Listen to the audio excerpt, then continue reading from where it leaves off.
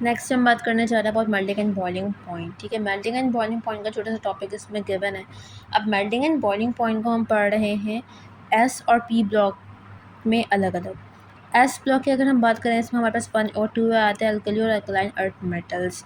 अगर हम मेटल्स की बात करें तो मेटल्स में ग्रुप 1A का low melting and boiling point होता है। ग्रुप 1A का क्या है, कम है मेल्टिंग एंड बॉइलिंग पॉइंट, जबकि 2A का ज़्यादा है। एस ब्लॉक में बात कर रहे हैं। ठीक है, इस बात को ध्यान में रखो कि ग्रुप 1A का कम है और ग्रुप 2A का ज़्यादा है।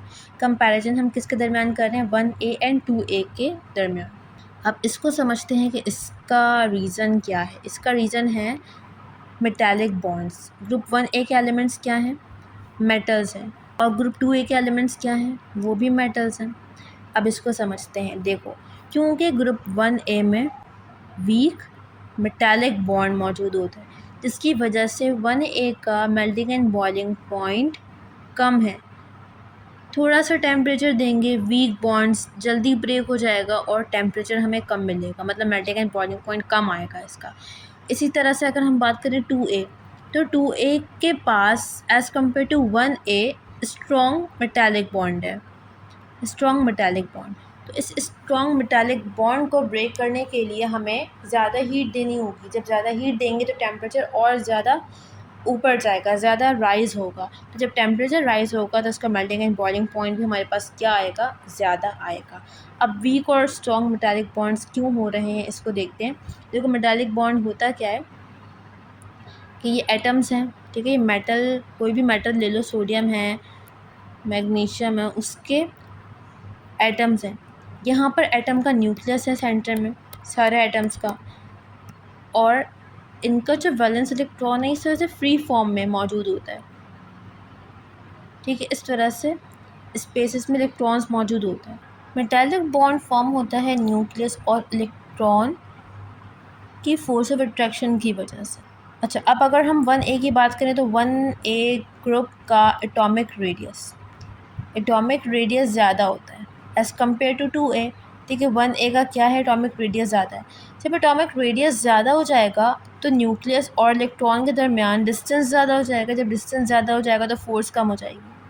यही वजह है कि 1A में हमें वीक मेटालिक बॉन्ड्स मिलते हैं।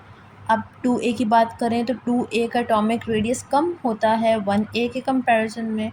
तो जब डिस्टेंस कम हो गया, एटॉमिक रेडियस कम हो गया, तो इलेक्ट्रॉन और न्यूक्लियस के दरमियान का डिस्टेंस कम हो गया। जब डिस्टेंस कम हो जाता है तो फोर्स और ज़्यादा स्ट्रॉन्ग हो जाती है। तो इसी वजह से यहाँ पर 2A के केस में स्ट्रॉन्ग मेटालिक बॉन्ड मौजूद होता है, स्ट्रॉन्ग फोर्स मौजूद होती है।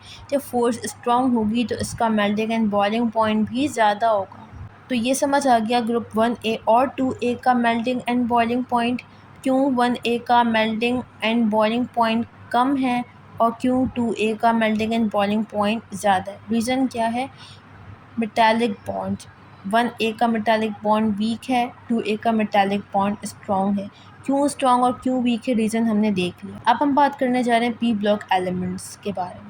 अब पी ब्लॉक पढ़ने से पहले ये याद रखो कि मेल्टिंग एंड बॉइलिंग पॉइंट बहुत से फैक्टर्स पे डिपेंड करता है। एटॉमिक रेडियस पे डिपेंड करता है, कौन से बॉन्ड्स हैं उस पर डिपेंड करता है, किस तरह से बॉन्ड फॉर्मेशन हुई हुई है उस पर डिपेंड करता है। तो पी ब्लॉक में हमें बहुत ज़्यादा वेरिएशन मिलेगी, एक प्रॉपर कोई ट्रेंड नहीं होगा पी ब्लॉक में मेल्टिंग एंड बॉइलिंग पॉइंट का। ठीक है, यहाँ पे हमें कुछ एक्सेप्शंस भी मिल रही होंगी। तो पी ब्लॉक में अगर हम देखें तो जनरली इंक्रीज़ हो रहा होता है melting and boiling point, increase हो रहा होता है melting and boiling point. But यहाँ पर कुछ एक्सेप्शंस भी हैं। एक्सेप्शंस की अगर हम बात करें तो एक्सेप्शन नंबर 1 है कार्बन। कार्बन ग्रुप 4A का मेंबर है। कौन से ग्रुप में आता है, 4A। अब कार्बन की मेल्टिंग एंड बॉइलिंग पॉइंट ज़्यादा होता है।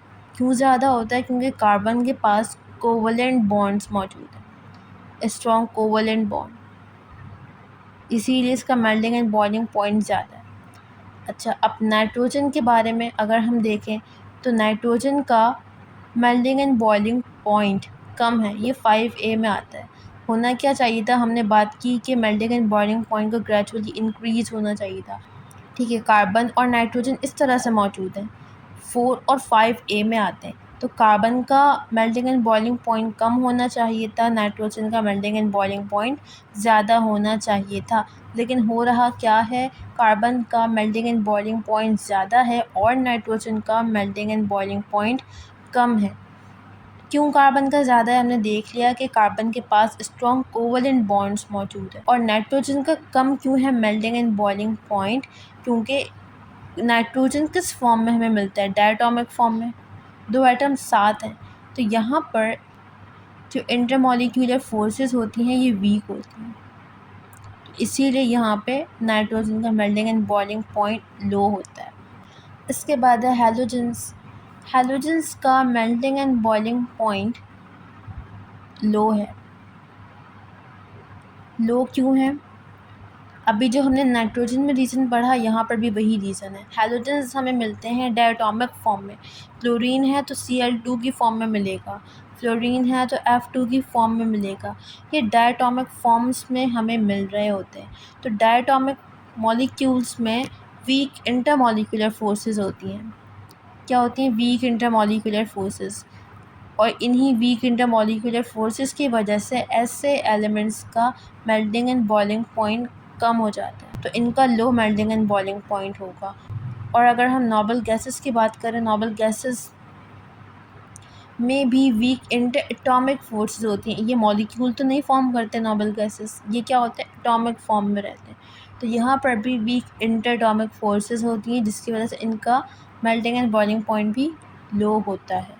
बुक में एक रीजनिंग क्वेश्चन गिवन है कि क्यों अल्कली मेटल्स का melting and boiling point decrease होता है from top to bottom, down the group क्यों डिक्रीज़ होता है।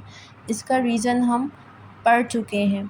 देखो, डाउन द ग्रुप होता क्या है, नंबर ऑफ़ शेल्स इंक्रीज़ होते जाते हैं, ठीक है। फर्स्ट पीरियड में 1 शेल है, सेकंड पीरियड में 2 शेल्स आ गए, थर्ड पीरियड में 3 शेल्स आ गए। तो जैसे हम टॉप टू बॉटम मूव कर रहे हैं, डाउन द ग्रुप जा रहे हैं, नंबर ऑफ़ शेल्स इंक्रीज़ होते जा रहे हैं। जब नंबर ऑफ़ शेल्स इंक्रीज़ हो रहे हैं तो एटॉमिक रेडियस क्या हो रहा है, एटॉमिक रेडियस इंक्रीज़ हो रहा है। जब एटॉमिक रेडियस इंक्रीज़ होगा तो न्यूक्लियस और इलेक्ट्रॉन के दरमियान डिस्टेंस ज़्यादा हो जाएगा। जब डिस्टेंस ज़्यादा हो जाता है तो फोर्स कैसी हो जाती है, फोर्स वीक हो जाती है, फोर्स कम हो जाती है। जब फोर्स कम हो गई तो इसका मेल्टिंग एंड बॉइलिंग पॉइंट क्या होगा, कम होगा।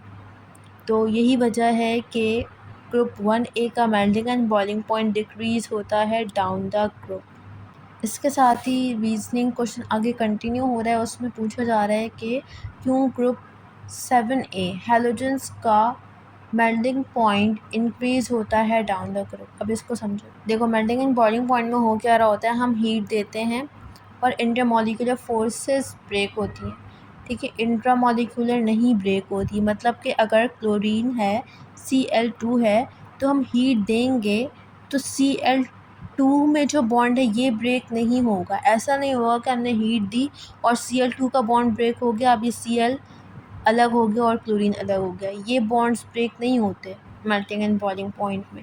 मेल्टिंग एंड बॉइलिंग पॉइंट में कौन से फोर्सेस ब्रेक होते हैं, Cl2 ये एक मॉलिक्यूल है, ये Cl2 का दूसरा मॉलिक्यूल है, ये थर्ड मॉलिक्यूल है, ये फोर्थ मॉलिक्यूल है। इन मॉलिक्यूल के दरमियान भी इंटरमॉलिक्यूलर फोर्सेस होती हैं, जिसे हम कहते हैं वैन डर वाल फोर्सेस, ठीक है। हमने फर्स्ट सेम में पढ़ा है वैन डर वाल फोर्सेस, या इसे हम, इसका एक और नाम भी होता है London dispersion forces. Melting and boiling point जब हम पढ़ते हैं, इनमें ये फोर्सेस ब्रेक हो रही होती हैं हीट देने पर, ठीक है। तो हीट देने पर इंटरमॉलिक्यूलर फोर्सेस, जो लंडन डिस्पर्जन फोर्सेस हैं, वो ब्रेक होंगी, इंट्रामॉलिक्यूलर फोर्सेस ब्रेक नहीं होंगी। अब ऐसा क्यों हो रहा है, इसको हम समझते हैं। देखो, 7A में क्या होता है, डाउन द ग्रुप अगर हम जाएं तो नंबर ऑफ़ शेल्स इंक्रीज़ हो रहे हैं। क्या इंक्रीज़ हो रहे हैं, नंबर ऑफ़ शेल्स। जब नंबर ऑफ़ शेल्स इंक्रीज़ हो रहे हैं तो साथ साथ नंबर ऑफ़ इलेक्ट्रॉन्स भी तो इंक्रीज़ हो रहे हैं ना। फ्लोरीन का एटॉमिक नंबर कम था, फ्लोरीन के पास कम इलेक्ट्रॉन्स थे, 9 होता है इसका एटॉमिक नंबर, इसके पास 9 इलेक्ट्रॉन्स हैं। फ्लोरीन से नीचे आए क्लोरीन की तरफ, क्लोरीन के पास 17 इलेक्ट्रॉन्स हैं। क्लोरीन से नीचे आओगे अगर ब्रोमीन के पास, तो ब्रोमीन के पास और ज़्यादा इलेक्ट्रॉन्स हो जाएंगे। इसी तरह से आयोडीन के पास और ज़्यादा इलेक्ट्रॉन्स होंगे। तो डाउन द ग्रुप पहले हो क्या रहा है ये समझो कि नंबर ऑफ़ शेल्स भी इंक्रीज़ हो रहे हैं और साथ ही साथ नंबर ऑफ़ इलेक्ट्रॉन्स भी इंक्रीज़ होते जा रहे हैं। अभी इंटरमॉलिक्यूलर फोर्सेस कैसे लग रही होती हैं, एक एटम का न्यूक्लियस दूसरे एटम के इलेक्ट्रॉन पे फोर्स लगा रहा होता है। ये तो हमने पढ़ा है कि एक एटम का न्यूक्लियस अपने ही एटम के इलेक्ट्रॉन को अट्रैक्ट करता है, ठीक है, ये तो हमने पढ़ा। लेकिन एक एटम का न्यूक्लियस दूसरे एटम के इलेक्ट्रॉन्स को भी अट्रैक्ट कर रहा होता है, क्योंकि ऑपोजिट चार्जेस है तो अट्रैक्ट करेगा। इस तरह से इंटरमॉलिक्यूलर फोर्सेस लग रही होती हैं।